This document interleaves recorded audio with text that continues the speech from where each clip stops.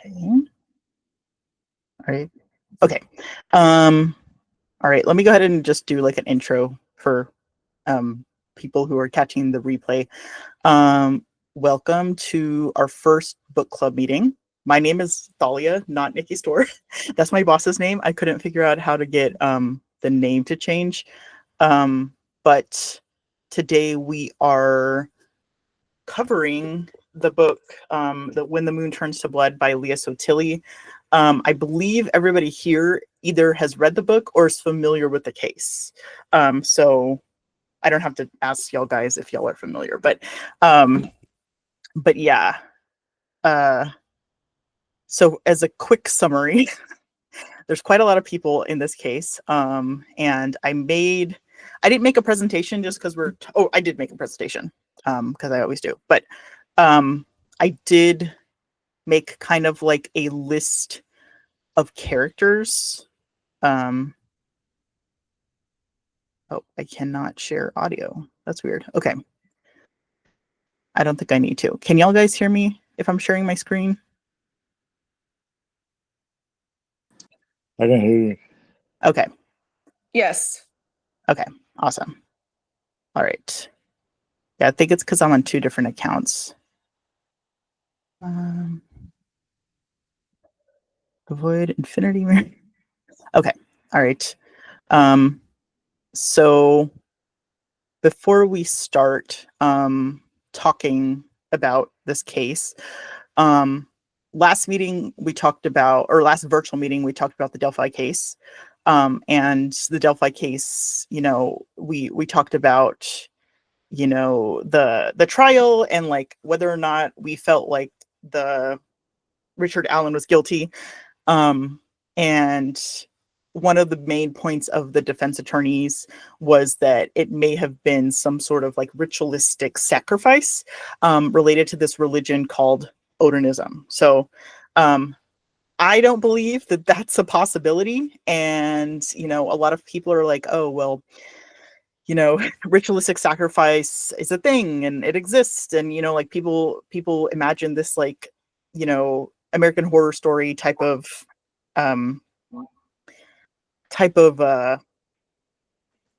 words escape me. I don't know. Anyway, type of thing, cinematic.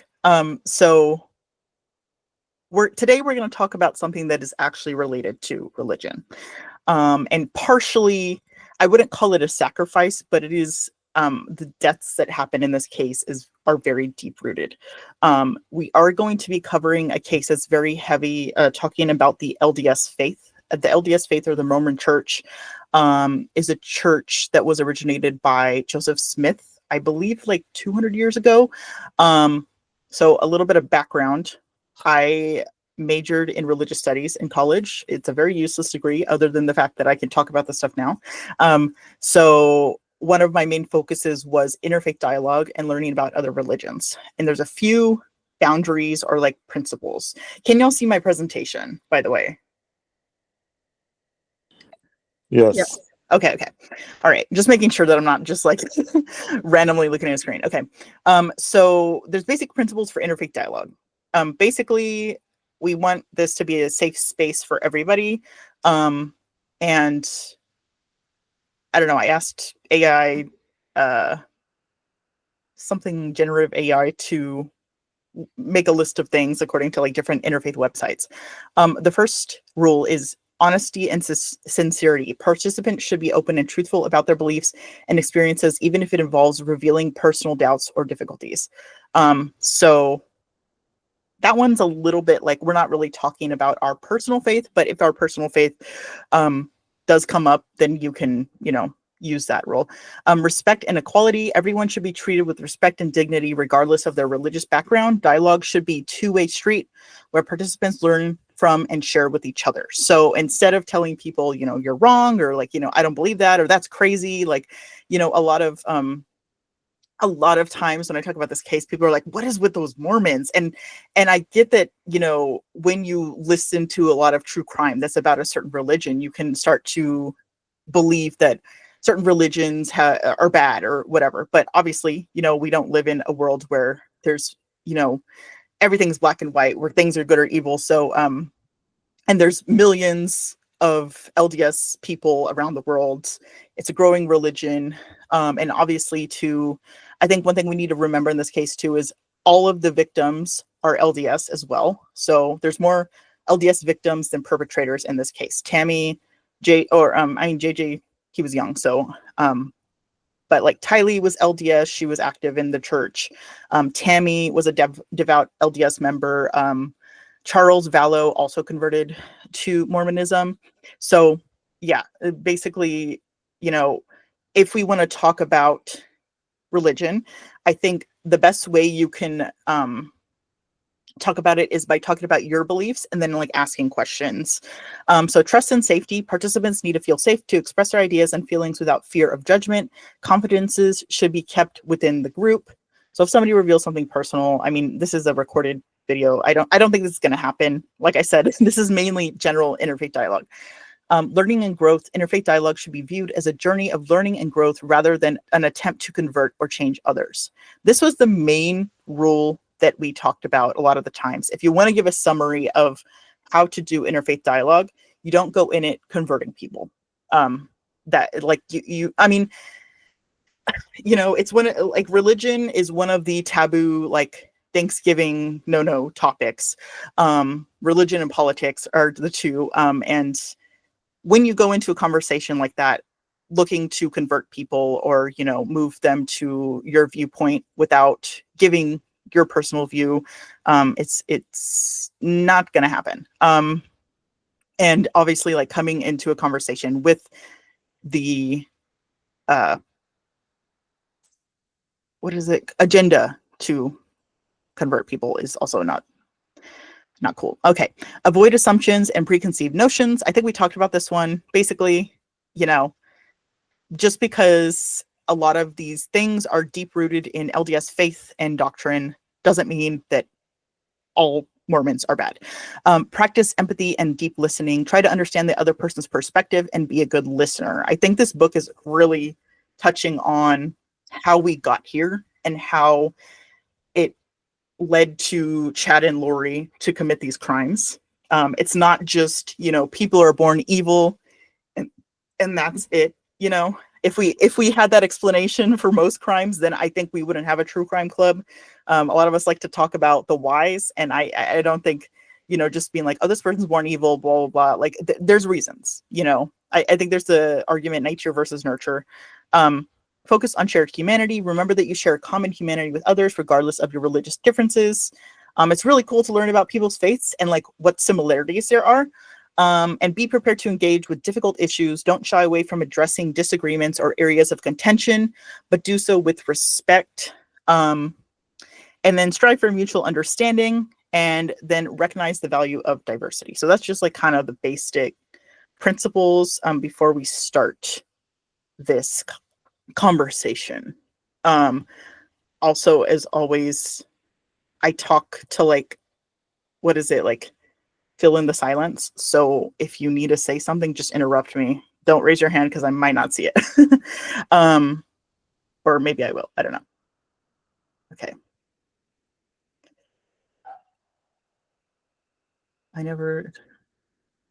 Oh yeah. Okay. Yeah. See, that's the thing. I had a very hard time trying to figure out how to have this conversation. Because obviously, while I want to be respectful of faith, there are parts of like this book is a big part of how like the perpetrators' LDS faiths led them to down this route. And when I hear like comments like that, I don't think people are meant to be like judgmental. I think it's mainly just like, it kind of stems from people not knowing or whatever. But yeah, so first of all, little update. Like I said, I think all of us know about this case. So 2 days ago on Tuesday, Lori Vallow, or Lori Daybell, was found guilty of murdering her fourth husband, Charles Vallow, in court. It took only 1 day for the jury to deliberate, and which makes her a 4-time murderer. And it's justice for all of the non-living victims in this case, people who couldn't speak out to defend themselves. And I think one of the big parts of this case was the fact that the jurors did not know that Tylee, JJ, Tammy were dead, and they didn't know that Chad was not there because he was on death row. So it was kind of interesting because like anytime like Lori tried to mention Tylee, because she just tried to bring like her testimony into the courtroom, they would not allow her because it would be considered hearsay since Tylee's not here to testify. And the jurors, like, there's been a few juror interviews afterwards, and they mentioned, they're like, yeah, we were wondering why Tylee's old enough to testify, to be in court, to like defend her mom, and she was not there, and we were wondering why, but we didn't know until we left the jury room and after the verdict and were released. And people were like, so you didn't know that Tylee, JJ, and Tammy are dead and that Chad's on death row. And that's why Lori had nobody to testify for her or to defend her in this case. They knew Alex was dead. But anyway, before we start talking about that, I'm going to go through like a small list of characters.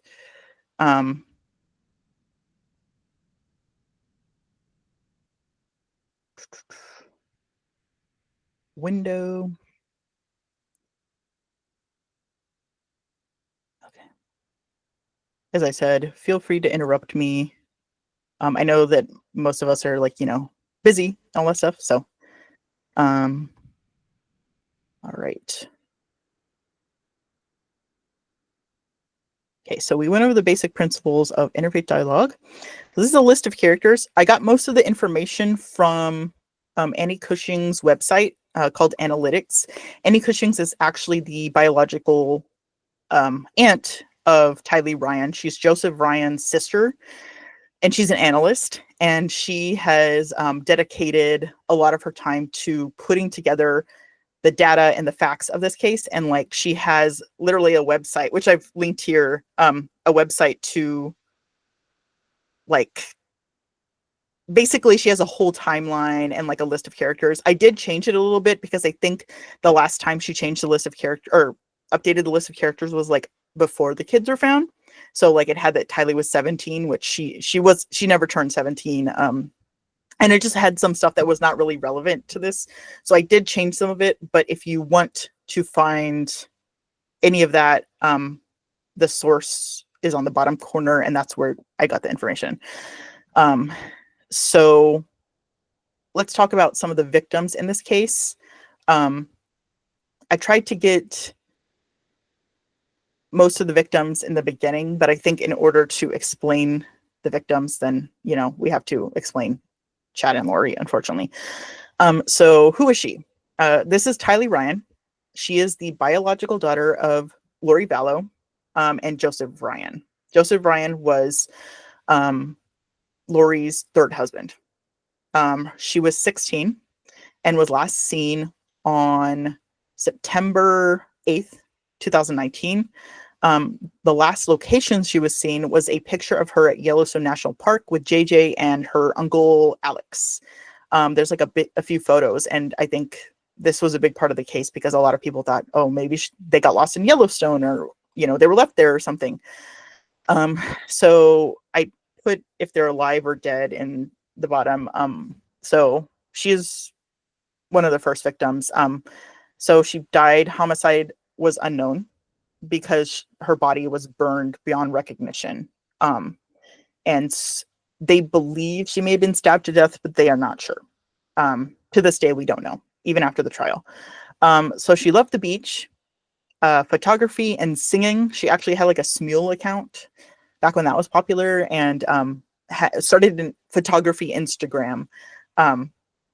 She was described as a no-nonsense person and would call people out. I envision like DW from from Arthur or something, like somebody who's just like, say it how it is. You can kind of assume that she didn't like Chad or any of those people that were hanging around Lori. And so I mean, we can only speculate, but this might have been the main cause of why, they had to quote unquote get rid of her, or why they labeled her dark, because she was the first child of Laurie's to be labeled dark by Chad. And we all know what the dark and light thing is, hopefully. If not, just I can clarify. But again, we're talking about the book, and I think most of us are familiar with this case. I do. Can you? Okay. Yeah. Sorry? I don't know the dark. Okay. So basically, Chad had this rating system, and he actually came out with, in the FOIA docs or in the Freedom of Information Act docs, people found an email that he sent to a whole bunch of people, basically rating them on a scale of light to dark. If you were light, that meant you were like good, like God was on your side. If you were dark, that meant that like, you were affected by bad spirits. And you got, and it was, I forgot, it was like a scale of like one, like it would be like 1D. So if you're 1D, you're like a little bit dark, and it went up to like 3 or point. He had like decimal points. I still don't understand the dark and light scale, but like I think he labeled Tylee like the highest amount of darkness, which meant that she was something called a zombie. A zombie was basically like you were possessed by an evil spirit, and you couldn't, but you were too far gone. So once you became a zombie, that meant your spirit, your real spirit apparently, was in heaven, and you were affected by dark spirits. Because I think they mentioned this in the book, but a lot of times, early LDS doctrine, there was something known as like fallen angels, and that people believe that there were fallen angels walking among the earth, basically inhabiting people's bodies. So it's kind of like possession, but it's a little bit more serious, because I think, for instance, like I grew up Catholic, and in our possession, it was more so like you had to invite the spirit in. I took a whole, like, not a class, I did like a little seminar on like exorcisms and stuff like that. So basically I was told like, you had to invite the person in, and then like, but this one is more like, if you sin, bad spirits inhabit you, you can get them out or cast them out, but at a certain point, according to Chad, this is not LDS doctrine, by the way. The rating scale is not LDS doctrine. According to Chad, if you were a zombie, you could not return back to your original body. So even if they exorcised the spirit out of Tylee's body, she is too far gone. And the only way to get rid of the spirit is to get rid of the body. So that was his justification for ordering the deaths of these kids. So yeah. So, and I believe all the spirits had names. I don't remember what Tylee's name was. Or no. Oh, okay. So, Chad, he's admitted this, but he doesn't have a creative bone in his body. Every single name is related to something. He was conservative. So, Tylee's name at one point, I believe, was Hillary. So, I think it was Tylee's name. So, and I think he used some names from like The Simpsons, and like, Tammy's was like Viola at one point. Charles was Ned Schneider. I believe that's from The Simpsons. I could be wrong. I don't know. They came up with a whole bunch of names, and okay, that's where those names came from. Yeah, I heard about that. Okay. Yeah, you heard about the names. Yeah, so that's kind of like, if you were a zombie, you got a zombie name. It's not like The Walking Dead, I guess. But basically, like, I think in pop culture too, zombies are kind of like that, where it's like, people, they're inhabited by this virus. And, like, I think in The Walking Dead, one of the big themes, I've never watched it. I've just like watched people talk about it. One of the themes was like, people who don't want to kill their family members, but like, they have to, because the body is there, but like the spirit's gone. That's kind of why he used the word zombie. So yeah, she would call people out on their BS. And I think that's why, and she didn't like Chad. I think she probably told her mom, like, get rid of this loser. Like, what are you doing, mom? Like, she would, like, according to family, she would talk back to her mom a lot, but it wasn't because she was defiant. I think she just knew how immature Laurie was. And so she had to be the mature one. So yeah, she was deemed a problem child because Chad, his kids were all submissive and didn't talk back. And when he met Tylee, who was like, you know, could see right through Chad, I think he was threatened. Her aunt, Annie Cushing, says that she would have made a great analyst one day because she was like really attention to detail type of person. And unfortunately, now that we've had like most of these trials, all of the crimes, Lori, of course, has not admitted to a single one. She has blamed Tylee for like almost every single one. I think she said that like she admitted to her son, Colby Ryan, that the reason why both of them are dead, it was because she accidentally killed JJ, and then she killed herself because she couldn't live with herself. And somehow they ended up in Chad's backyard. I don't know. And then she basically blamed Charles' death on her too, saying that Tylee came out with a bat trying to defend her mom, and Charles took the bat from her and tried to hit Tylee, basically insinuating that like Tylee started it, kind of. So I don't know. I there's probably a lot of psychology there. It's horrible. But That's yeah, sad. That's sad. Yeah, that is. And there's a lot of speculation. I think that there, you know, some people say that like Lori might have had, like, I think they used to call it Munchausen's by proxy, but they now call it factitious disorder imposed on another. Tylee had chronic pancreatitis and was in the hospital a lot, and Lori would, you know, say that all the time. And she actually had to, the reason why she was out of school was because she was so sick that, like, I think she either got her GED or had to drop out. I think Lori just was tired of taking her to school and like wanted a little minion. So yeah, I don't know. Tylee, I really feel for her. I think, you know, especially early on in the case, people thought she was like a perpetrator, and, you know, she just had a hard life, I think. And I really feel for her, you know, and her experiences. So yeah.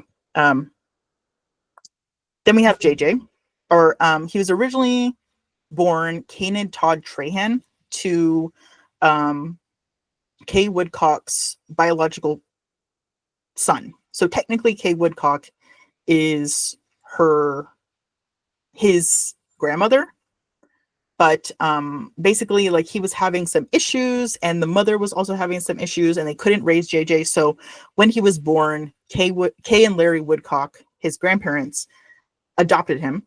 But of course they were in their 60s and 70s, and they were like, you know, they found out very early on that like JJ Vallow was a high energy kid. He had autism, and he needed more care from somebody maybe younger. So when Charles Vallow, her brother, and Lori asked to adopt him, they reluctantly did so. And then they changed his name to JJ. So his name was originally Kanan. They changed it to JJ. He was last seen on September 22nd, 2019. I always remember that one because my sister's birthday. Location last seen at Lori Vallow's home. There's a picture of him on iCloud where he's like in red pajamas.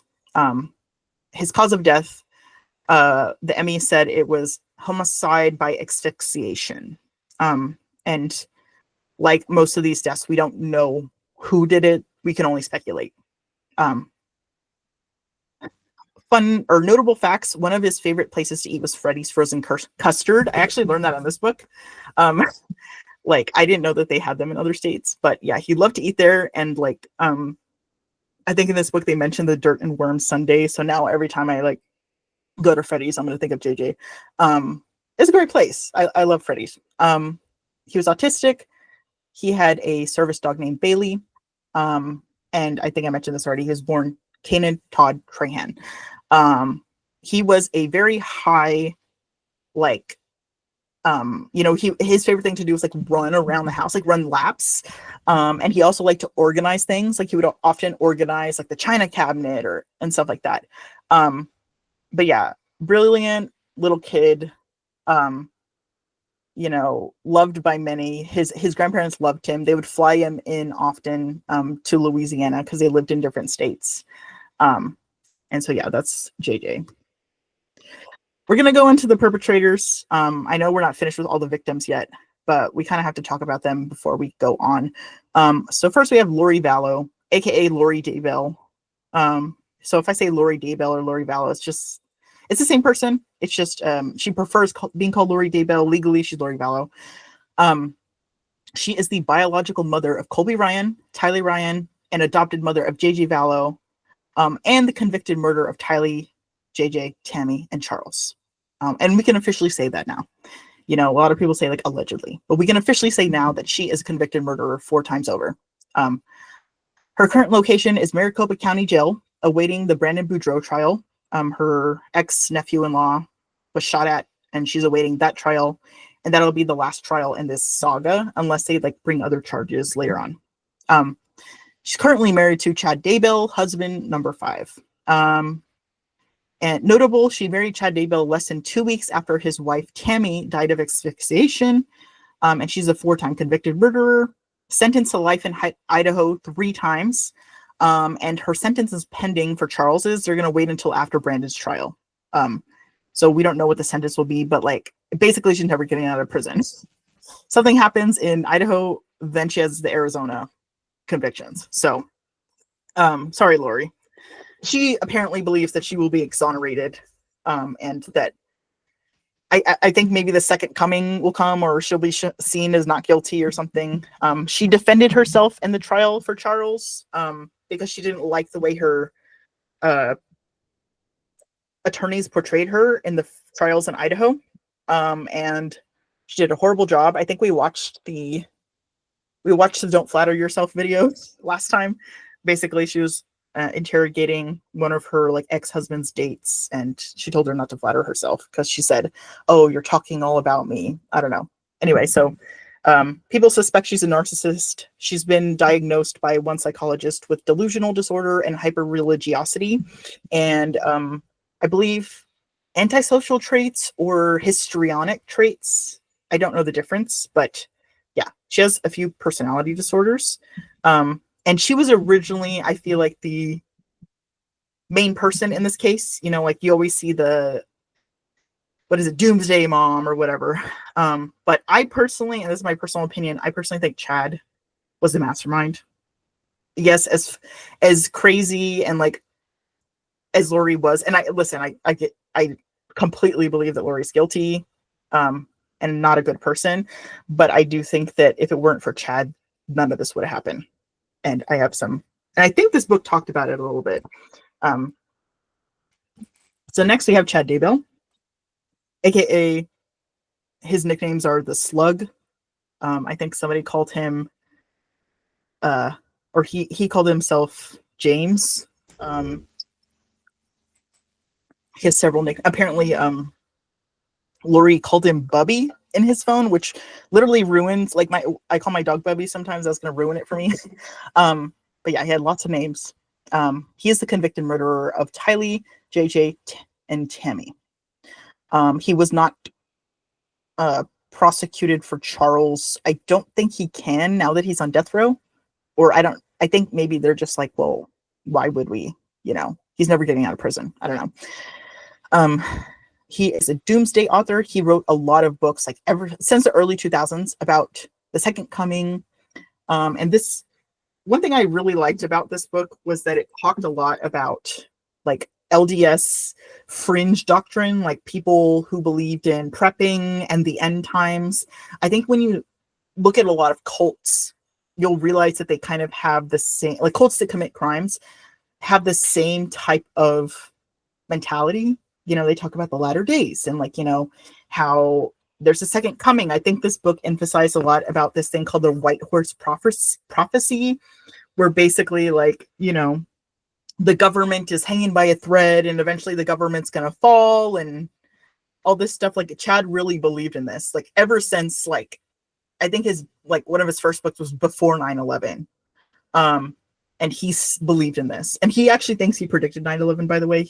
I was reading about this and he said he had a dream that the World Trade Center would be in flames, and then 9/11 happened and he thought that he was a prophet. So yeah. And he also kind of had this I think they also talked about this. He worked at a cemetery. He was a cemetery sexton or a grave digger, and wrote a book about it. And he was really obsessed with death from a very young age.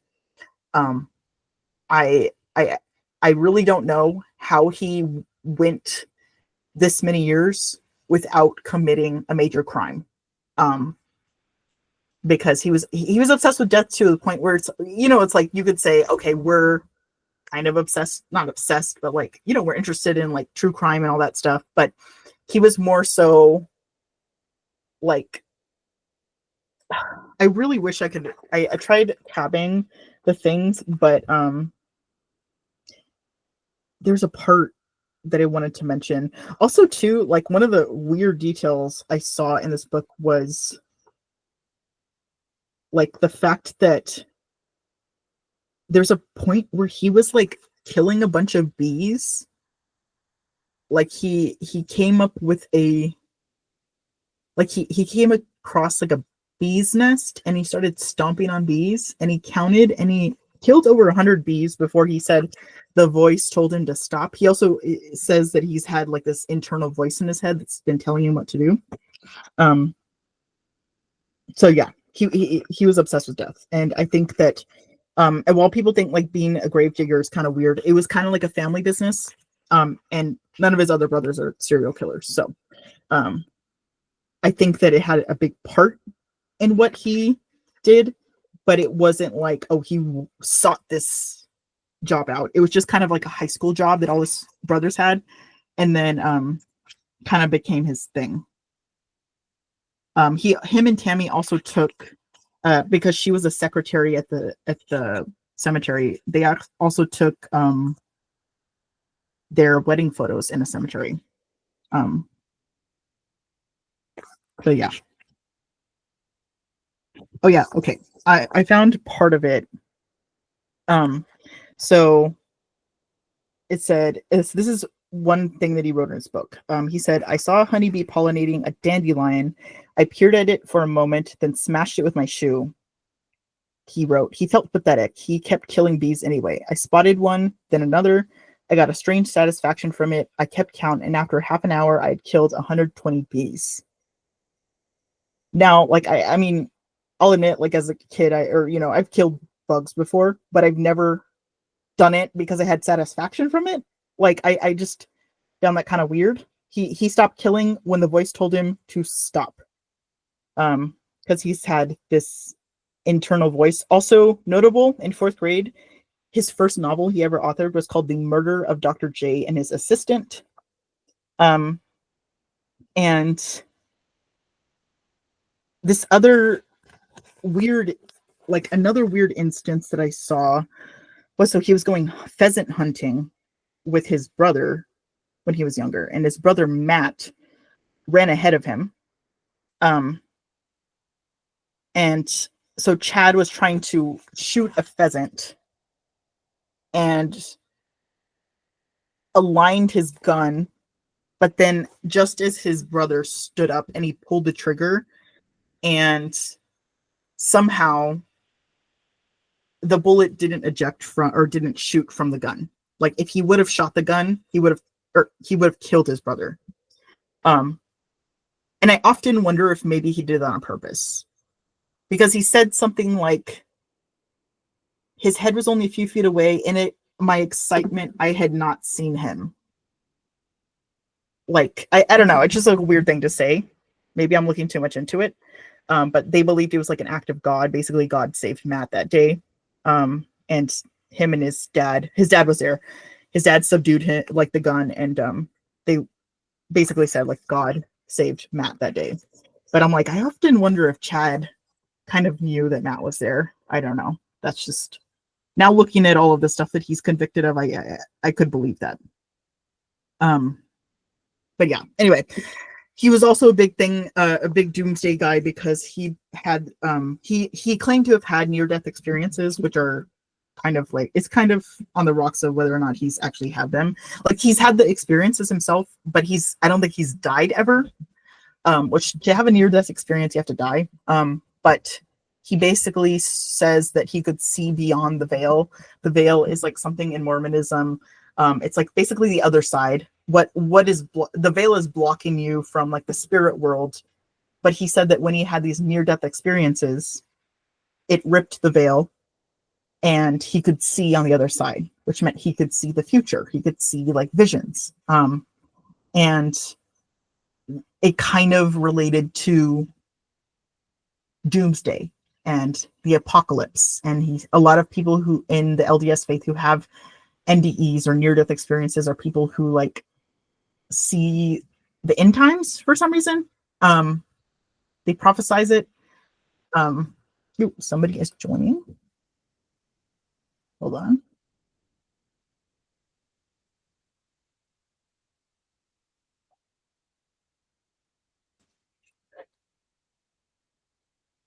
Oh, I'm still presenting.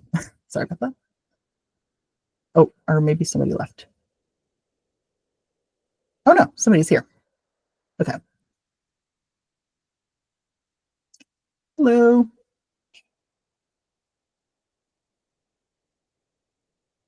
Oh, I let her in and she disappeared. Hello. All right. And I'm just looking at the chat now and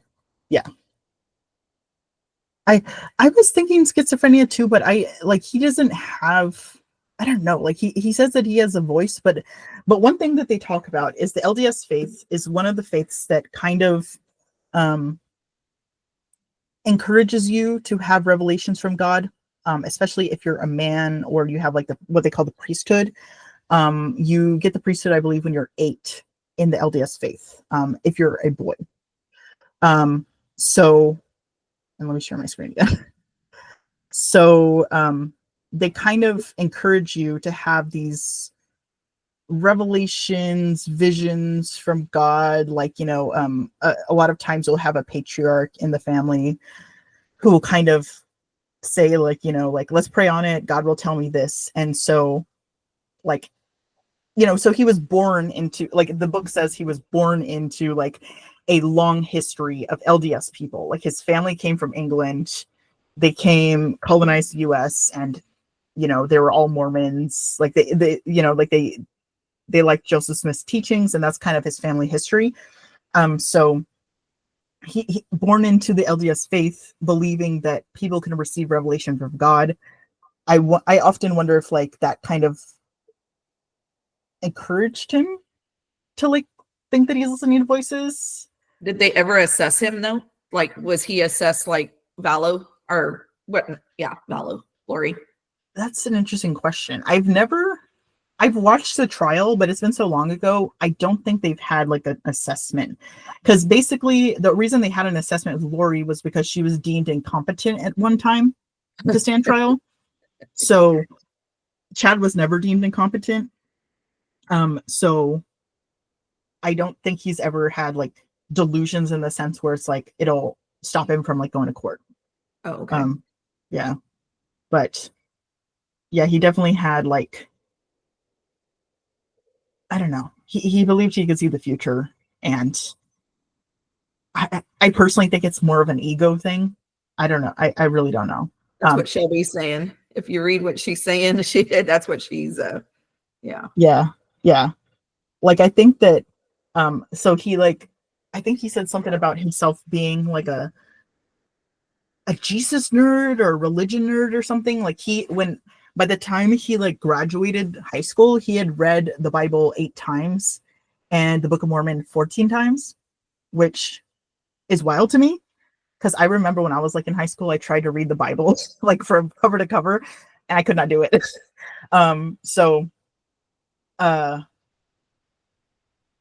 I literally took so many Bible classes in college. Like that was part of my religious studies, and I still have not read the whole Bible. So that is wild that he's read the Bible so many times. So I think that he was really just like hyper religious. One part of the book that I found was funny was he said that he went on a date with a girl, and she was from Florida, and she said, you need to get out more. Like I can't go on a date with you. Like there's more to life than Utah. And he said something about like, what do you mean? like I've gone out. I've been to Disney World 3 times, and I've been on the over the border of Mexico, and I stood on like this one fault line that's like you know, like where there's 4 states like meeting each other, and people didn't know if he was joking or not. Like if he thought that that's what being worldly meant. He also one of the big parts of his life was the fact that um he served his mission in New Jersey. So imagine going from like Utah, living in this LDS bubble, and then going to New Jersey. He wrote lots of books about it. He didn't speak very nicely of it.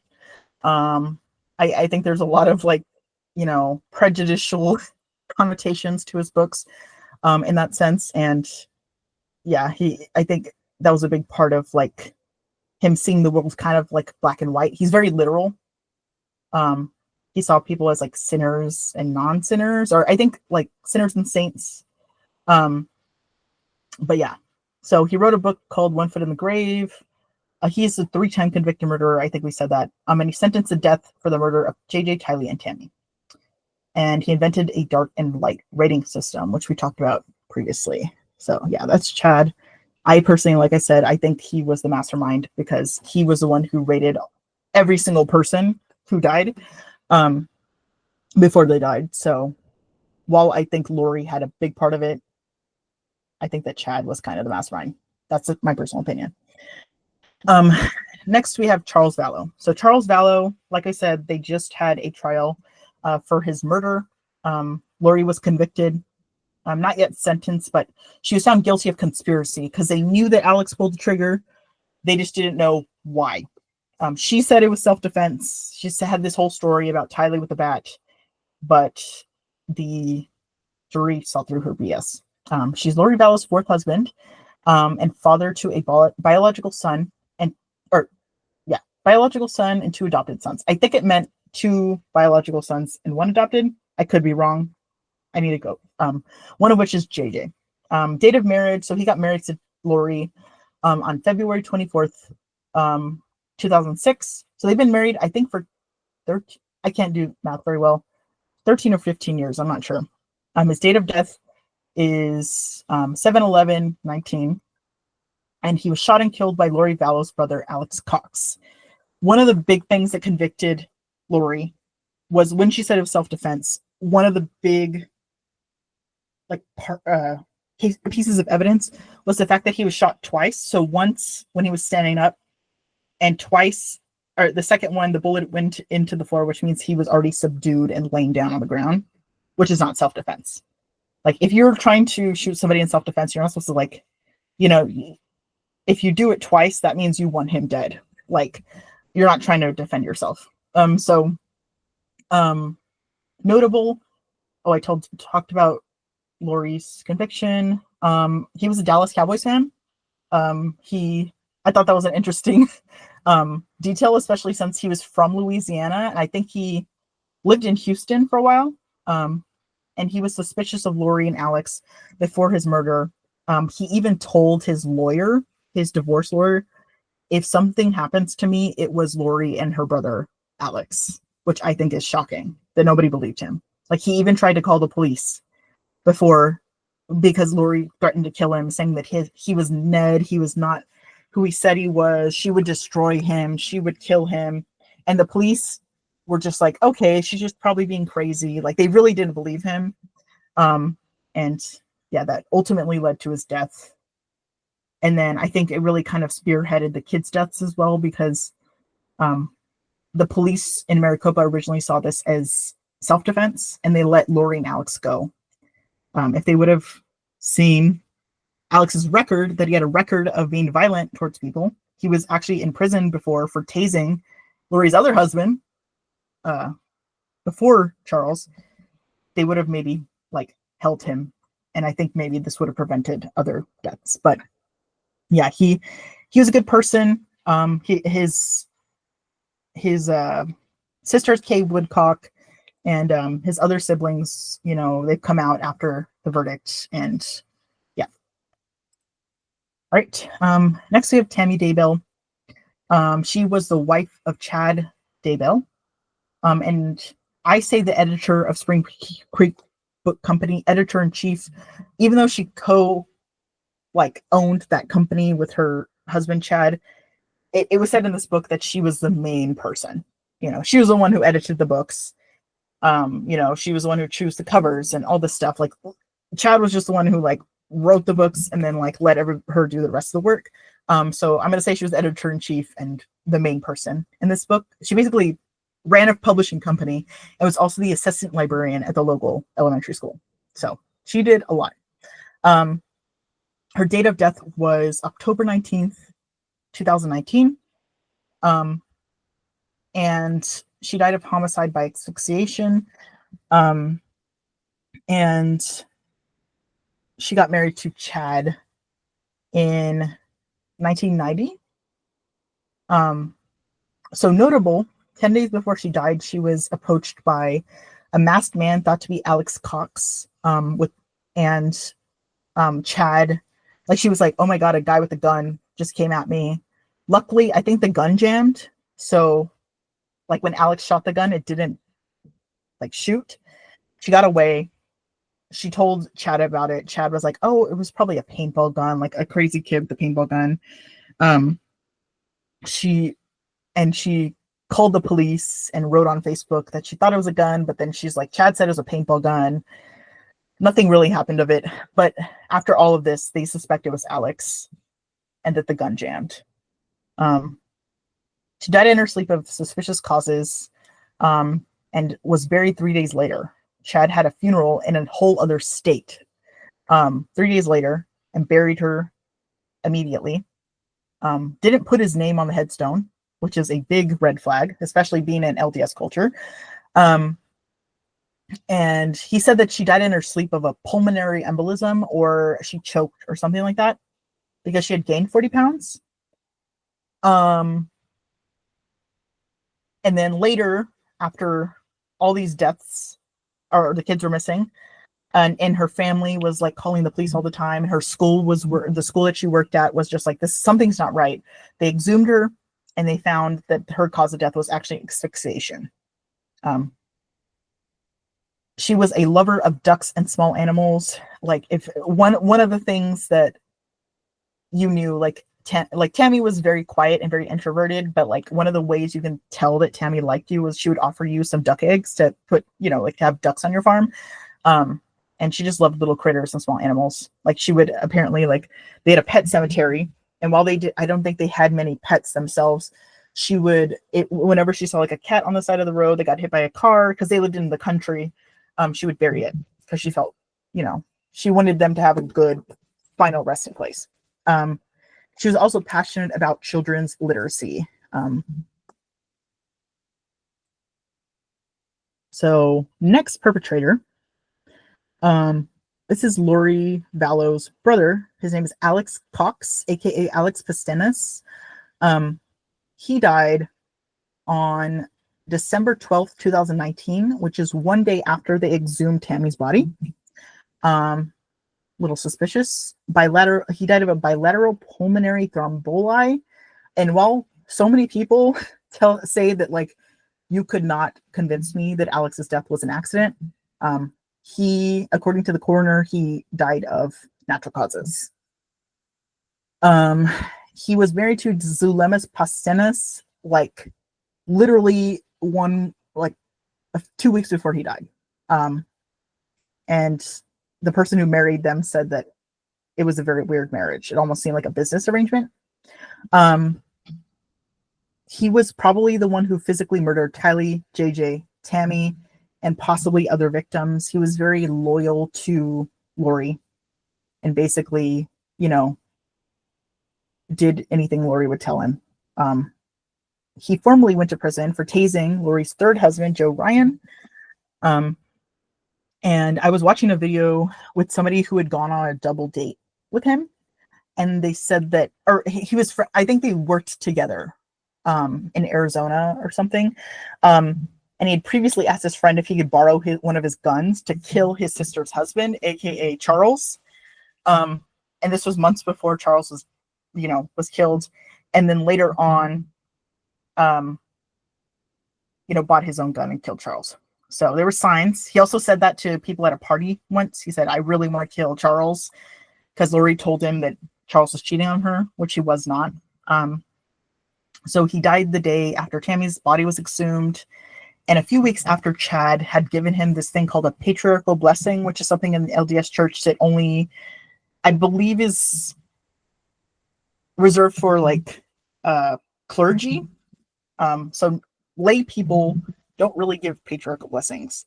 Chad thought that, because he was starting his own cult, he could do one. And he told Alex that he would know when to go to the other side. And that's why his death is very suspicious, because was it a suicide? Was it a murder? What was it? Like, I still don't know. And police say, like, it's very suspicious, but they checked him and he's now cremated. So I don't think they can do another autopsy on him. Oh, I was going to ask that. I didn't know if he was cremated. So I guess, well, they can't tell now. Yeah. I one thing I don't understand. So like, I'm going to stop presenting for a little bit so I can look at, sorry, I cannot see. Okay. Sorry. I can't see the comments when I'm presenting. I need to figure out how to do that. But one of the things that I saw, so in the LDS faith, it's not very common to cremate people. It's not like forbidden, like some religions, but it's very odd, because basically what they believe is when Jesus comes down back to earth, and I'm quoting somebody who was Mormon. I when I say like what they believe, if I just know that I'm like quoting other people. So basically they said that when God comes back to earth, everybody will be resurrected.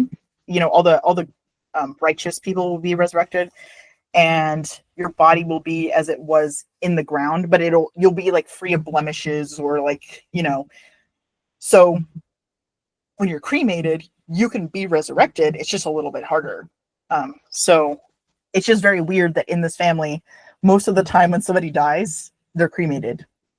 Luckily, Tammy was not cremated, which allowed for her to be exhumed.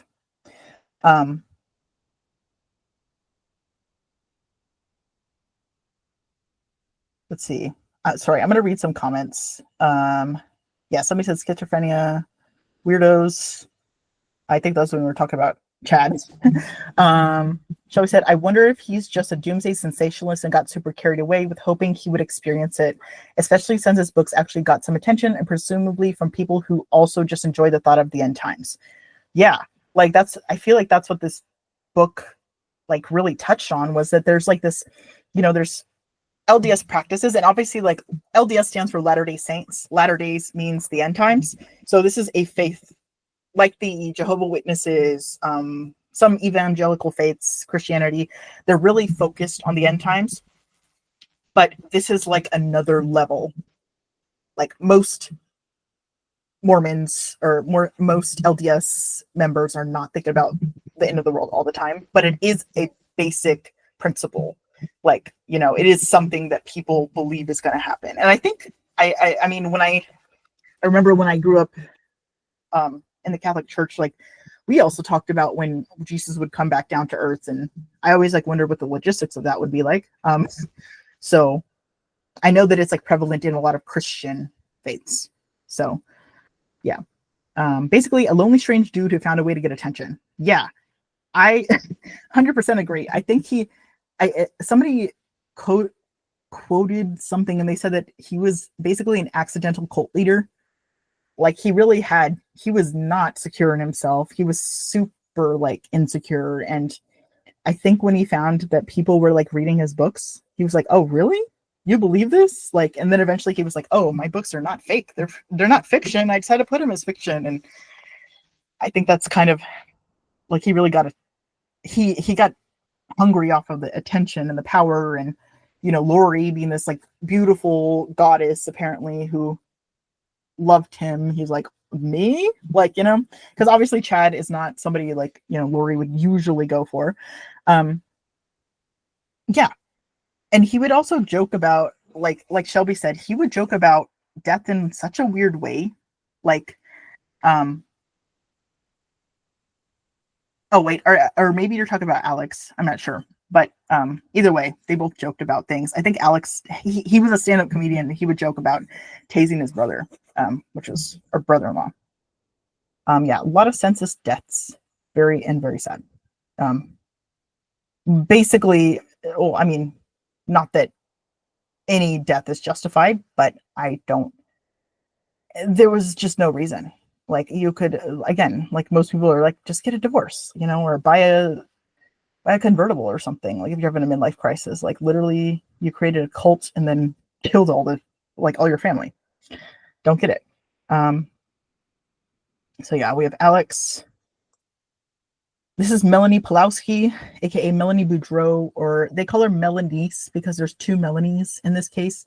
Lori Vallow's niece basically followed her into the cult Lori joined. She was originally married to Brandon Boudreau, but then got divorced after Lori convinced her that he was gay. They tried to kill him. Luckily, Alex is the worst hitman in the world and didn't hit and missed. And then she got married to Ian Pulowski.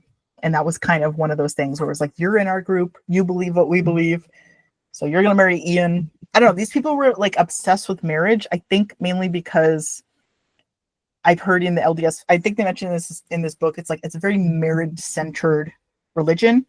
Like, they have like the celestial kingdom, which is like the highest kingdom. And in order to be in the celestial kingdom, you have to be married.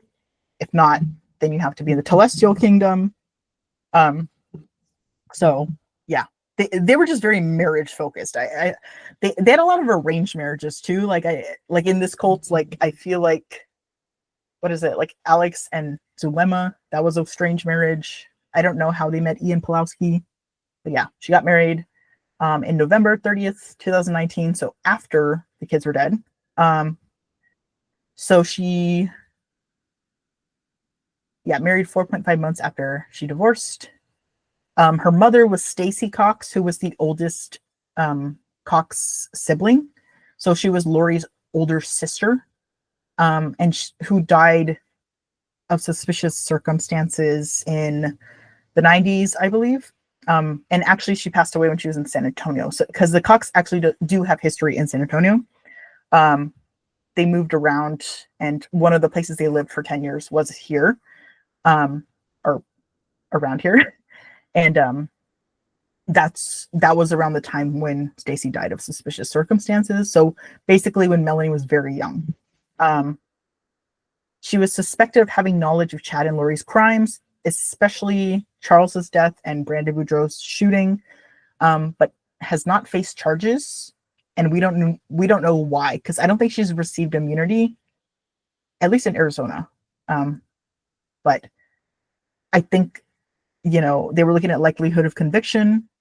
And I think maybe now that Lori is like convicted of killing Charles, maybe she'll also face charges. I'm hoping.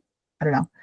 And also 2 of her children were rated dark by Chad, which is a crazy detail because it was actually after Brandon Boudreau was shot at. He went into hiding, and Melanie, the day after, I think, tried to take her kids out early from school. And luckily, by that time, Brandon Boudreau had gone into hiding.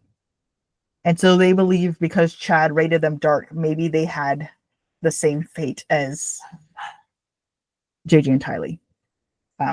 So yeah, I don't know. She's very suspicious. She said she didn't know much about it. I don't know. I don't believe her. And if there's like any super important comments, I know that most of us are not like able to talk, but let me know or something, I guess. Because I don't know why I can't see the comments. I thought maybe I could like enable pop-ups or something. Okay. All right. This is Brandon Boudreau, Melanie's ex-husband, and father of their 4 children. He has since gotten married again. And his wife, who's like a big, like I think she was at Charles's trial too. She's a big supporter of Brandon. We don't know her name, and because it was hard to find, I'm sure I could find it. I just didn't like people who don't want to be seen. I don't want to, out them. So he was shot at on October 2nd. The trial for his attempted murder is set to start at the end of May, so like in a month. And he's developed a close relationship to Kay and Larry. And so when JJ's remains were found, Kay and Larry flew in. We saw this on the documentary on Max, but Larry had like a bad case of vertigo. Like he couldn't get out of bed. And Kay was just like, I don't know if I can handle seeing JJ like that. So he was actually the one who identified JJ's remains. And they've become really close in this tragedy. He's the only surviving victim of Chad and Lori, as in like the only attempted murder surviving victim, and was targeted by Chad and Lori after Lori was convinced that Melanie was gay. And I need to I need to go faster so that we can talk more about this. Zuema Pacenas, there's just a lot of people in this case. That's why I am dedicating 3 meetings to talking about the Daybell trial. And this is why I didn't want to start with the Daybell trial, because I knew that it would take a long time, and I knew that like we would want to talk a lot about it. But she is an LDS member and a self-professed emotion code practitioner, professional cuddler. She was married to Alex Cox for 2 weeks before he died. And according to her daughter, she had also planned to move to Rexburg with Lori, but then ended up not. And that's why Alex did not move to Rexburg. So when it was super weird detail, but so Alex passed away in her house while her son was there, and her son, like, listening to the 911 call, he was like, my mom's boyfriend, even though they were married, my mom's boyfriend's on the floor not breathing, and he wouldn't do CPR. I don't know, just very suspicious. She received immunity in Idaho in exchange for lots of information, and she's probably like one of the only people in this case that like told the truth when it comes to like testifying. Because you'll see that a few other people who received immunity like did not tell the truth. But I think she just had a lot to lose because she knew that they could prosecute her. This is Colby Ryan. She's Lori Vallow's adult biological son. Tylee and JJ's half brother. His father, I believe his name's Anthony. He was Lori's second husband. And Joe Ryan adopted him, and that's why his last name's Ryan. He's married to Kelsey Ryan, and he's the only surviving child of Lori's. He has 3 children and converted to non-denominational Christianity after his marriage to his wife, Kelsey. And he currently has a podcast called the Scar Wars Podcast, and talks about living with Lori and, trauma and stuff like that. He's lost a lot in this case. And he saw Charles as a dad, and yeah, it's a tragedy, and I definitely feel for Colby. This is Kay and Larry Woodcock. We talked about them previously. They're JJ's biological grandparents. Kay is Charles's Vallow's sister. So technically she's JJ's grandma and aunt. But she identifies as his grandma. JJ called them Mama and Papa. They originally offered a $20,000 reward for discovery of JJ, but I believe that people donated and they like upped it when they thought that the kids were missing. And they still are very vocal about justice. They were just at Charles's trial, or Larry wasn't, but yeah, they, they've been really pushing for justice for everybody. This is Joseph Ryan. This is Tylee's biological dad. I love this picture of Tylee. I think she's so cute. So he adopted Colby.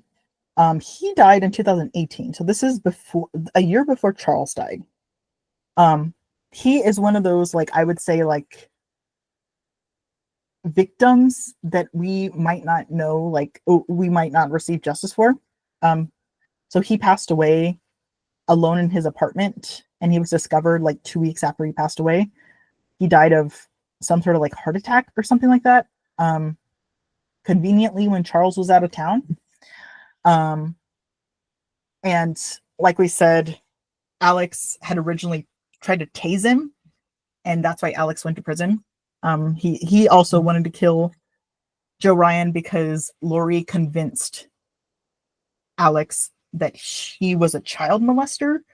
But listening to the social workers who investigated this case, because she said that he molested Tylee and Colby, it was very apparent that in the interviews that Lori might have coached them on what to say. So it's there's not a lot of evidence that he was a child molester. I think Lori did what she always does, and when she doesn't want somebody, she tries to like slander their name. So I don't know. I don't know if we'll really ever receive justice, because they did do an autopsy and his death was deemed natural causes, but they also said that he was too far decomposed to really identify his cause of death. And I believe he was also cremated. Most of these people are cremated. And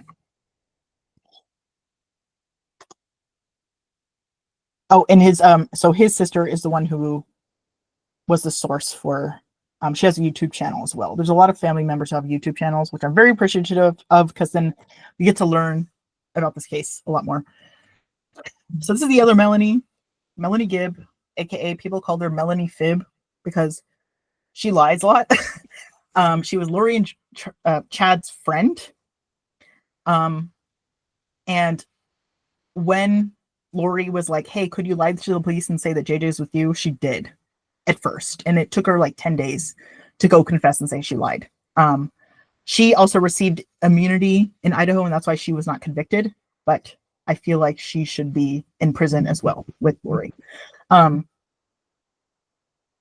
Yeah, she's just very like slimy. She's done a lot of interviews. She was on the Dateline episode. Like she's done like, but she really like knew a lot more. She was actually in the apartment with her husband David Warwick the night that JJ died or was supposedly murdered.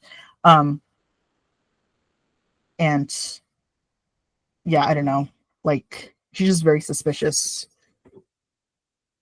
And she said she didn't need a lawyer because God was on her side. She also believed in the end times and all of the stuff that Lori and Chad believed.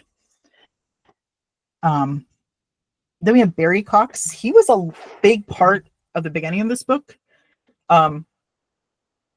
So if y'all don't know, Barry Cox, he is Lori's father. He's considered to have a significant influence on her personality and beliefs. And he has a strong anti-government and anti-tax views. They said in the book that there's like two kinds of Mormons. There's the Provo Mormons. Like Provo Mormons are people who grew up in Utah, like super straight-laced by the book. And then there's I think it's something Berkey Mormons. Those are like the Mormons who don't trust the government. They believe in the end times. They believe in like, being a sovereign citizen. Barry was very extreme. He didn't believe in paying taxes. He didn't believe in insurance, even though he's an insurance agent, which I find was weird. And he actually went to prison for 1 year and a day for not paying $300,000 in taxes. So yeah. So you can kind of see where Lori gets that mentality that she's above the law because she grew up in this, Barry didn't feel like he had to pay taxes, didn't feel like he was responsible for the government. He actually sued the IRS like 3 or 4 times. And when Lori decided to represent herself, a lot of the motions that she filed like sounded a lot like Barry Cox. Like I think in this book they said like it was a lot of underlining and all caps, and I think that's when Lori was writing her motions by hand, that's what it was. He also had this belief, and this came from, I believe, Lori Vallow's first cousin, Megan Connor, and I have a fun news about that later on. But she said that Barry had this idea called the lower 95. Basically, in the world, there's the lower 95 of people, and then the upper 5% are the good people. They're the people who are beautiful, successful, who God loves, and then the lower 95 are just like, trashy, and they look down upon them. And he actually he would like testify about this in church, they in the temple, and he just he didn't see people, he judged people a lot. And I don't know, a big theme in Lori's family was like people really believed in like looks, and if you were good looking, you were a good person. So yeah, that's kind of just a strange detail. I feel like Lori has a lot of traits that he has. This is Janice. She is Lori's mom. Oh, and also a big detail too, they also mentioned in the book, while the kids were being dug up, I think when the kids were missing, Barry published a book on Amazon called Dismantling the IRS. And both Barry and Janice have not been vocal about justice for the kids. I think they did one Netflix documentary. After that, they have not said a single word about the kids' deaths, the murder convictions. I think the only trial day they've been to was Lori's trial in Arizona. Janice and Summer went like for one day, and it was just like a random hearing. But they have not supported Lori, but they also have not said anything. So she was initially in denial about her daughter's allegations. Like originally, I think she was like seen on TV saying like, I don't believe that Lori would ever hurt her kids, but then eventually said like it was impossible to ignore the evidence, but it kind of stops there. And yeah, I think I just talked about the hearings. Here's kind of like a overview of like the family tree I found on East Idaho News. Has most of the characters, including Annie Cushing's, the person that I talked about, and Chad Deeble's kids. I'll add more to the presentation, like when we talk more about the case. And this is the timeline of events. But yeah, that took a little bit longer than I thought it would be. All right, as always. But yeah,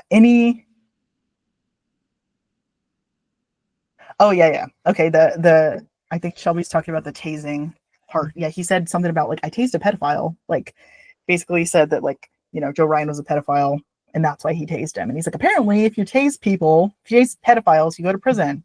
I didn't know that. And he had like this whole stand-up comedy bit. But yeah, I don't know. I really like this book. I expected it to be a lot more about the case. But obviously this was written before any of the trials, so before we had a lot of the evidence. But I did watch the Mormon Stories episode, or it was a book club episode on this book, and they said that they really liked how Leah Sottile depicted the LDS faith and Mormonism in this book and got most of the facts right, or all of the facts right. And yeah, it was a good explanation on like, a lot of people, every single time I talk about this case, I think I've had to like several conversations at the library, like, people being like, this is crazy. Why did this happen? I think this book explains a lot of it. So if you haven't read it, I definitely recommend it. There's still copies at the library. But yeah, I don't know. So as I said, this meeting's kind of kicking off the next two meetings. So our in-person meeting, we're going to talk about Daybell, and our second in-person meeting, or second virtual meeting, or next virtual meeting, we're going to be talking about Daybell. And yeah, do y'all have any thoughts about this case or anything else y'all wanted to talk about? I do have some kind of exciting news. I don't know if it's really news, but yeah, I feel like I've talked. Oh, sorry.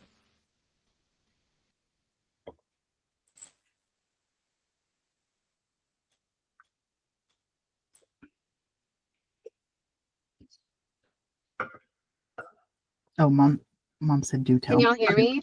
Yes. Okay. Hello. My thoughts. Hey, hold on. Be quiet. I agree with you. Like, I really hoped that the book was going to be like more about the case, but like, I'd say like a solid 75% was a history on like LDS. And Yeah. while at first I was actually like kind of disappointed in that, the more that I like read it and the more that it tied it back in to Lori and Chad, I was like, you have to learn about LDS in order to like even remotely grasp like not really a thought process, but like just like I don't know, kind of a thought process, like the way in which they arrived at some of these thoughts and beliefs. Because otherwise, to me, it just sounds like they're insane. Like, which I mean, there's still, sane people don't do this, but like there are some just kind of insane teachings from what was it, Joseph Smith, Brigham Young. Like they have very intense thoughts about religion and end times, and it just like you have to read about that to like get a better understanding as to what Lori and what Chad were like learning throughout their whole life. Yeah. I definitely think like that. I think the book said like they had what is it? They had completely different upbringings, like Lori's was more, they said it was more like Lori's allowed to do more, but they still had this like underlying sense of like, we're LDS, we have to act a certain way. I think they mentioned that the Cox family never did anything because they were like weird or something like that. Like they were off their houses were TP'd and, so it's like they kind of grew up in this like hyper religious, hyper like paranoid, I feel like, life. And then Chad, while he grew up kind of like you would consider clean cut, typical Mormon from Utah, like he still like had his own paranoid beliefs. A lot of this, I feel like I feel like a big theme in like cults that kill is like people being paranoid. And I think that his LDS faith had a lot to do with it. Like I get why. There's another book called Under the Banner of Heaven, and that one's about the Lafferty brothers. It was a murder in the 90s, way before Chad and Lori. And that one has a lot about like how the LDS faith led to it. And I think they talk a lot about like blood atonement and the white horse prophecy. And I think one question I did have was like, there's a lot of talk about the apocalypse, and I'm interested to know like what like why you think like a lot of these cults like kill in the name of like the end times. Like I think that's a big thing, I guess.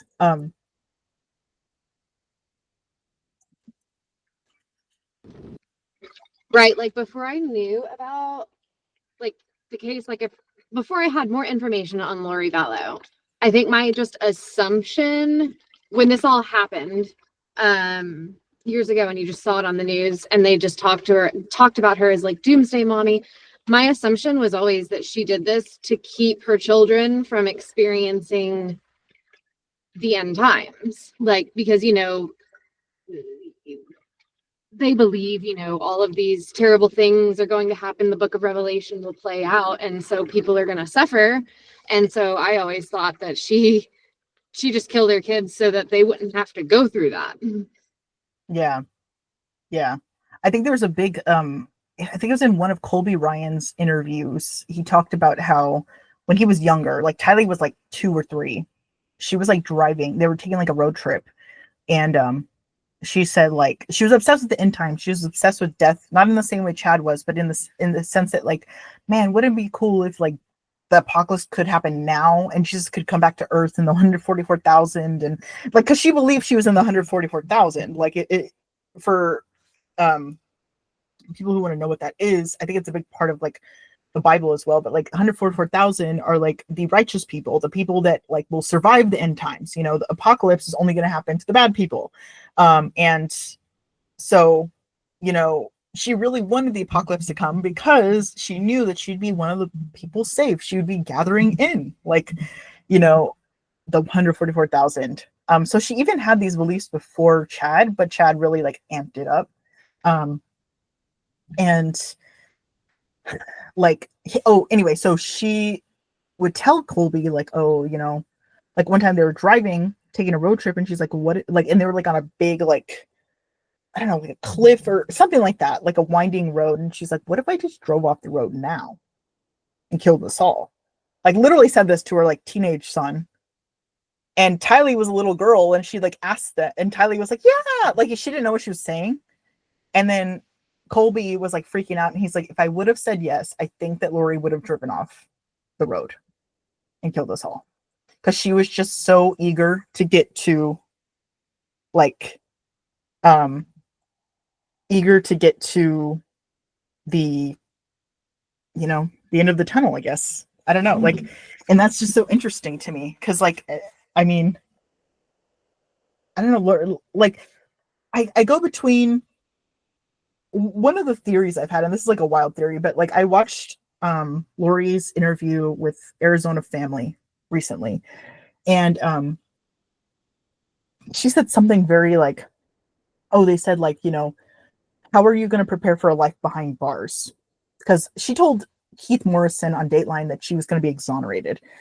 And we thought that she was going to say like something like, oh, you know, I'm going to be exonerated. I'm going to spend life in prison. I'm going to be not found not guilty or whatever. But she said, you know, my life is already over. I'm 50, so my life is already over.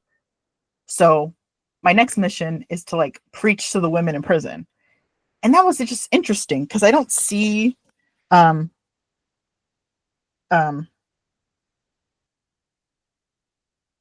like I never thought like, you know, a lot of narcissists, it's like narcissists don't kill themselves, you know, like I always wonder if like Lori had that like underlying feeling of like, I just want to die now so that, you know, I can go to heaven or whatever. And yeah, I totally agree that I think that maybe Lori like was obsessed with the end times, but like in a different way. And so I'm like always suspicious. I'm like, when she said my life is already over, I'm 50, which by the way, like, I don't understand that. I think we can, oh, okay. I do have a video clip that's interesting. Basically, oh. I'm sorry. I was just going to say, I would imagine like, just based on now knowing like what I know about how she was like beauty pageant queen and very about her looks and such, if she's referring to her age and her life being over, it's because she was like losing her looks. Yes. And actually I'm gonna I have a video from, so this is a podcast I watch a lot. It's called Mormon Stories.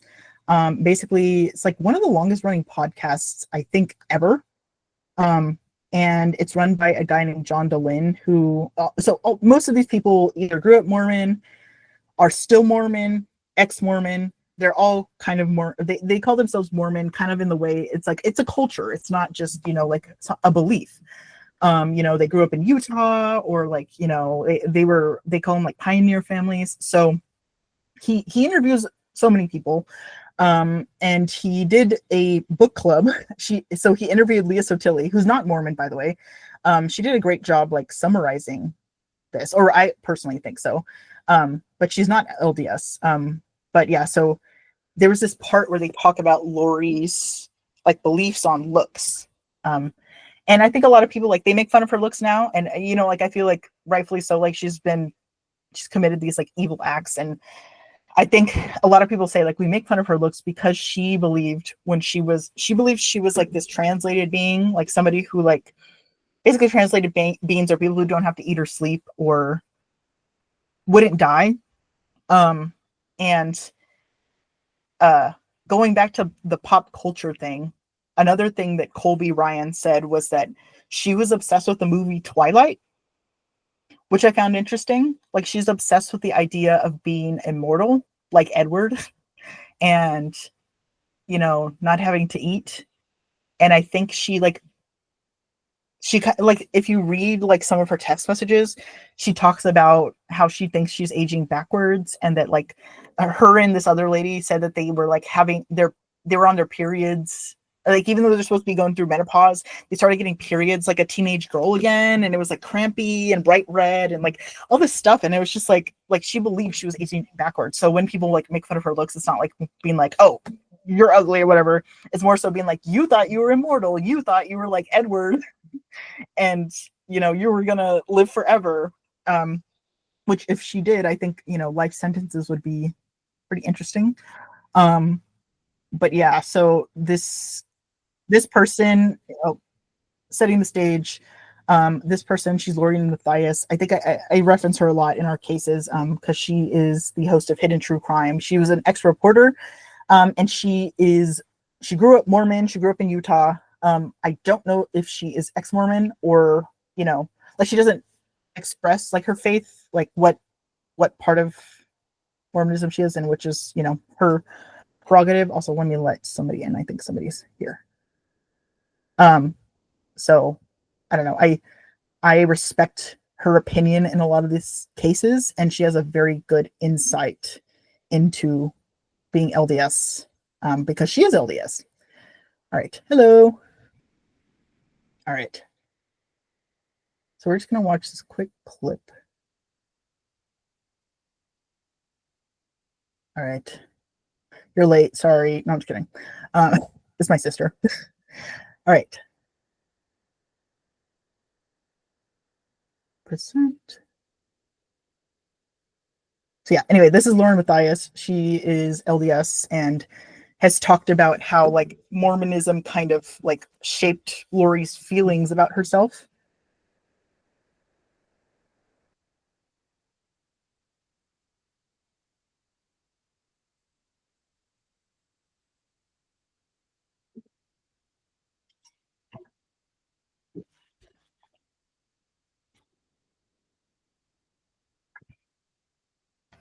I can't hear her.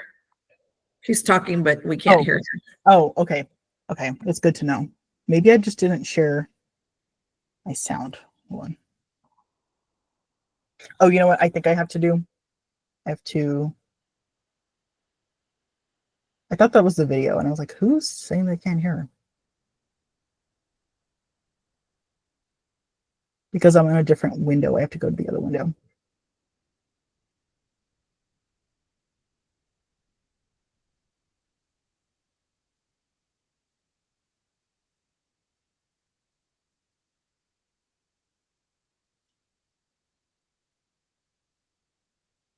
Okay.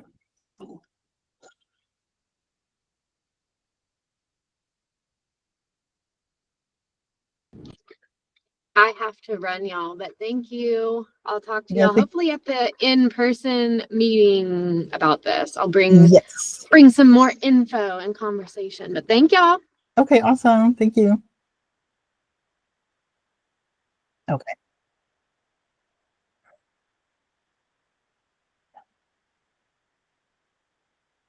Okay.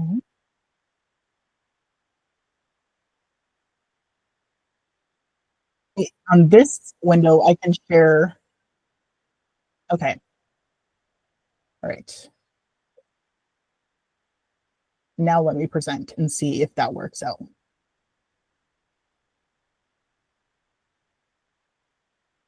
Okay. All right. Hopefully y'all can hear this. Not by Leah. Again, I want to thank you and applaud you for that. And you'll hear it? Yep, I can hear it. Okay. Okay. Yes. Thank you. That I think that there is a trophy wife mentality in the LDS church and culture. I know that that's affected me. You are, as someone that grew up in the church, a returned missionary myself, you're taught that your success relies upon the man's success, right? So if I have drive and I have ambition and I want to have a successful life, it depends on who I marry. It depends on how successful he's going to be, because if I want to stay home, then and then I need him to choose me. I think there's a lot of, it's very confusing. And as you said that, Leah, you said, I would be very confused. Yes, when you hear modest is hottest, it's confusing. It's confusing. So, you're at one point, and it's true, like in high school, my mind would go from looks don't matter. What matters is how we feel, how God feels about us. And then you're also thinking, but I need to attract the best guy, a successful guy, a kind guy, a smart guy. It's very confusing. And so I think that one thing I've seen when it comes to Lori Vallow Daybell that maybe LDS women understand a little bit more than the outside world, but you understood it, Leah, was that a lot of people see her as this black widow and this very, very materialistic woman who just used her looks to pull men in. And I'm not saying she didn't manipulate with her look. She absolutely did. She understood she was beautiful and she used that. But I actually see her as someone that was following what she was supposed to do. She was supposed to be beautiful. She was supposed to marry a righteous LDS man. She was supposed to be this picture perfect woman. And as you said, even at the Wheel of Fortune moment where she said, what makes me happy is being the best wife, the best mother, the best homemaker, thus I'm a ticking time bomb. I think that she's very misunderstood that way, that I think her beauty and her physique had to do a lot with expectations in the Mormon culture. And then I also want to say that when I've talked to some people that have known her, including people very close to her, best friends, and relatives, they said that she had body dysmorphia, that she was actually very insecure about her looks, that she covered herself up.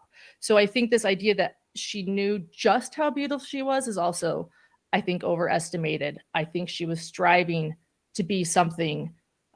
She was striving for perfection that we learn from the LDS culture. If your neck looks like this. Okay. All right. Yeah. So that just kind of hits it right on the head of what we were talking about, how,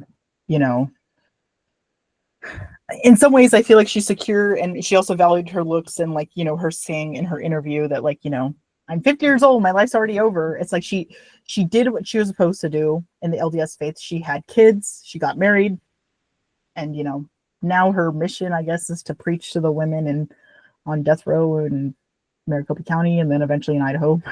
I don't know. But yeah, that's she also like I think, what is it? Her cousin said that when they would go to the Cox house, a lot of them, like, one, Janice was always at the pool. She was always tanning. She was always, in a bikini. Barry said, like the lower 95 thing, like, there's 95% of people are lower than others. The top 5%, which he believed he was in, was the beautiful, rich, successful people. And then, like,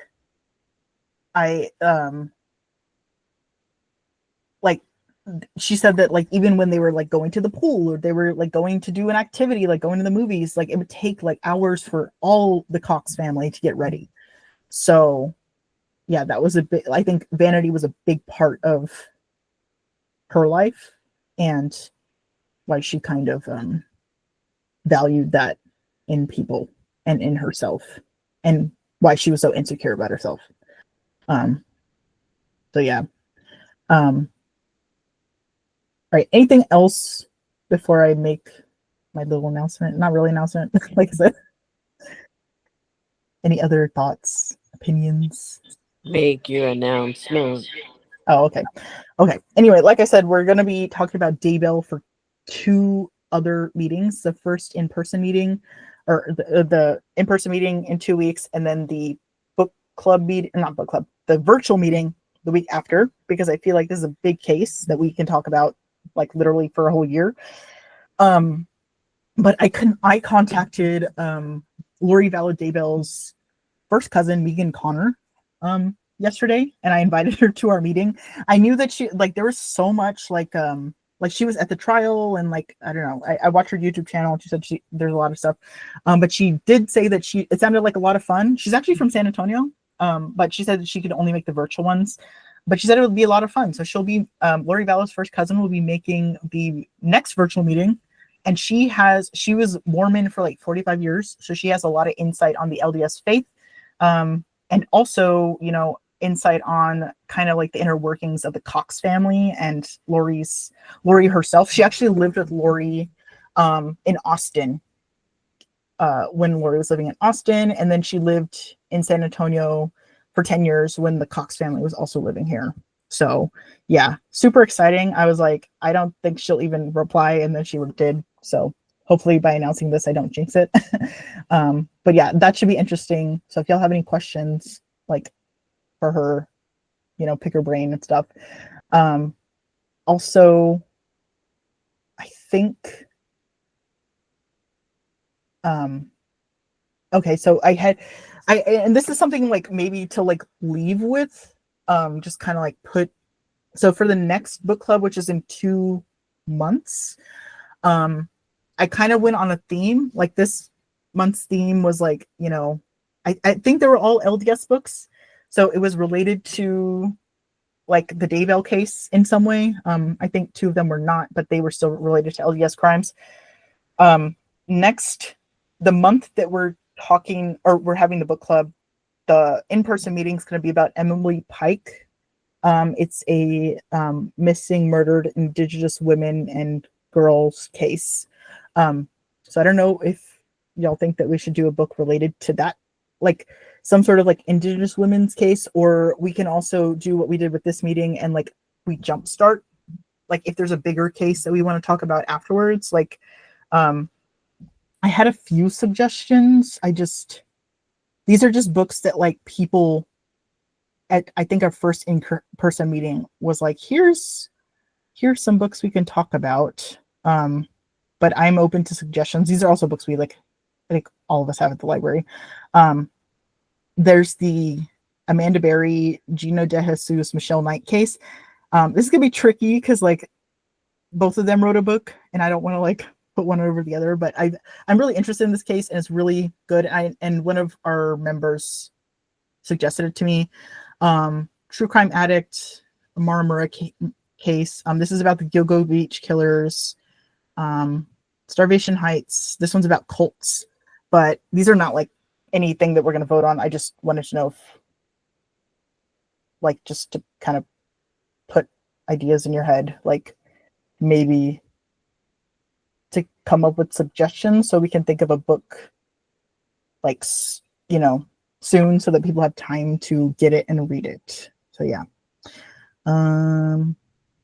That's all I have. Anything else? Any comments, questions, suggestions? I did. It came up on Facebook when we had our first meet. Remember when we were talking about in our first meeting, the lady in Lavernia? That's the case is still cold. It did pop up on Facebook, and I, how do you call it? I tagged y'all, your mom and dad, on it. Oh, they were talking about that. So I don't know if you got anything on your. I'm trying to find it. It was in, I think the Lavernia chat. Oh. Her, and they were talking about like it's cold. They know who killed her. They just haven't found. Number one, they haven't found her body, and number two, her husband is still, doing his thing, his life. Yeah, and it's in Lavernia, you said? Yeah. Are you talking about the Vaughn case? Yeah, the Patty Vaughn. Yes. Yes. That yes. would be one to look into. Yes, that came up and it popped up on Facebook. They were talking about that it's cold. It's still a cold case. And I tagged y'all on it. Kimberly, did you see that? Are you part of that Lavernia chat? Yes, I did see that. And I'm glad somebody brought it up because I hadn't heard anything about it in forever. And it amazes me that they still haven't found anything on it. Yeah. Yeah, it just literally came up. Yes. Okay. I think that would be interesting to talk about. That might be like so after the book club meeting, like I don't have anything set in stone. So like we can definitely talk about that one and like look into it. I think you know, I wanted to look into like a lot of local cases, and I think the Suzanne Simpson case is like pretty kind of the similar situation. Like a woman went missing, they can't find her body. They're trying to get her husband like out of jail. She's from Olmus Park, but yeah, this one looks interesting. I'll definitely. I wish there was a book about it, because if there was, then we can talk about that one. I don't think there is. I just don't know like how much like information there is on her out there. Yeah. Do you Well, know, like Kim, like if there was like if there's any other it's a podcast, I think that they were talking about it, but I don't know how much information they have out there, like what happened or Yeah. and her husband's sorry. I see the podcast. It's called The Disappearance of Patty Vaughn Part 1, but it's on Gone Cold, Texas True Crime. It's like a podcast. I'll send it to you. Oh, okay. Okay. That's the one I see on Facebook. It might not be the only one, but that's one I see. I think that's the one that they're that they're talking about. Can I make a suggestion? So I've been following like so Hidden True Crime, they have like a Patreon book club, and like Dr. John runs it every month, and every other month he has, instead of, because you know some people are like, I don't read or whatever, what if we did every other book club was a podcast? So people who listen to like we could listen to the podcast and talk about that for our next quote unquote book club meeting. Like maybe that's the move. I like that. I'm always on the lookout for a good true crime podcast. Yeah. I gotta listen to it, but it's on Apple, so you know I don't own an Apple phone, so it's gonna be hard for me to get into it. I think we'll help you out with that. Yeah, I think if it's on Apple, it should be on like I don't think I've ever seen an exclusively Apple podcast, but we'll figure that out and see, like, you know, I think we can then maybe like people who don't read or like don't have time, they can also do that. That'll kind of also alleviate, you know, people trying to get books. And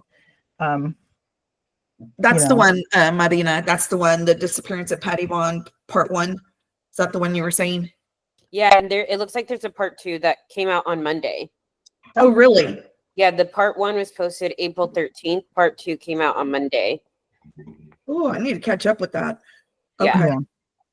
Yeah, because I think at our first meeting we just talked about like, you know, like what if we like a lot of people in the surveys were like, I want to talk about cold cases, and you know, if we can talk about current cases, like that's why I wanted to do Emily Pike, because it's currently unsolved. Like they just found her body and they don't know who killed her, or like they don't have any suspects. And so I think it'd be interesting to talk about, you know, current cases. And even if there's not a lot of information, like, you know, maybe we'll find something. You never know. Like for instance, like Lori Vallow, I didn't know that Lori Vallow had like a story in San Antonio, you know, like so close to a lot of us. And you know, you never know who knows who, and that could be interesting to talk about. I think so unofficially this was really close, Laverne. Yeah.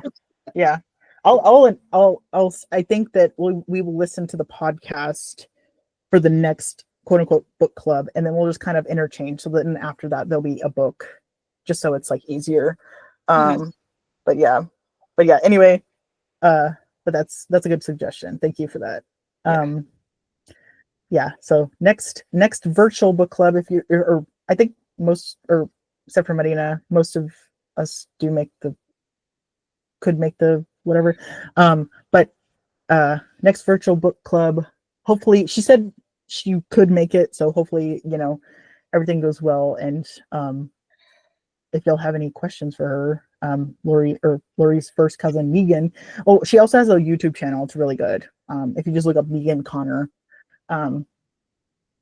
she has a lot of insight on Lori. And I think recently, like, she attended Charles's trial, and some of her family members are kind of like mad at her for talking out. She, like, you know, she talks a lot about being ex-Mormon and, you know, kind of the Cox family dynamics, and a lot of people like have tried to a lot of people in the Cox family have been like, oh, what she says is not true at all. Like she's lying. And she's like, no, like I'm not. But they don't want these things to come to light. So yeah.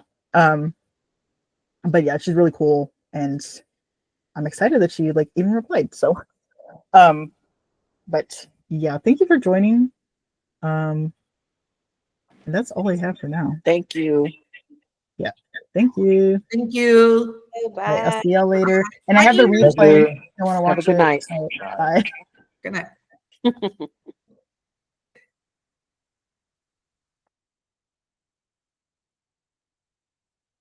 Oh, I have to stop recording before I end the call.